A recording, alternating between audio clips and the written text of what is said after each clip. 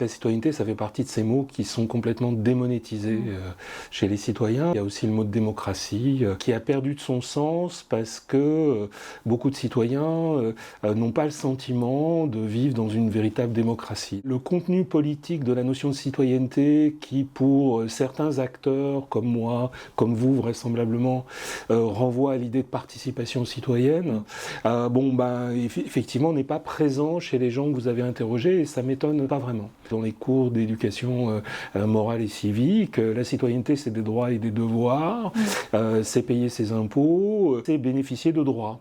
Et c'est vrai que c'est le socle de la citoyenneté. Je ne suis pas surpris non plus que ça renvoie à l'idée de détenir des papiers et que ça renvoie à l'idée de nationalité, puisque effectivement dans notre débat public, ces questions d'immigration, ces questions de naturalisation, etc. sont extrêmement présentes. Donc rien ne me surprend dans ce que vous dites. Et puis, vous donner une définition de la citoyenneté, c'est une tâche à peu près impossible, ça fait partie de ces notions politiques, comme le peuple, qui font l'objet de définitions différentes, quelquefois très éloignées les unes des autres. Donc je ne vais pas m'avancer en vous proposant une définition, sachant qu'elle renverrait à une sorte de point de vue très très partiel. Et puis dernier point qui m'intéresse aussi dans ce que vous avez dit, c'est l'opposition citoyen-habitant.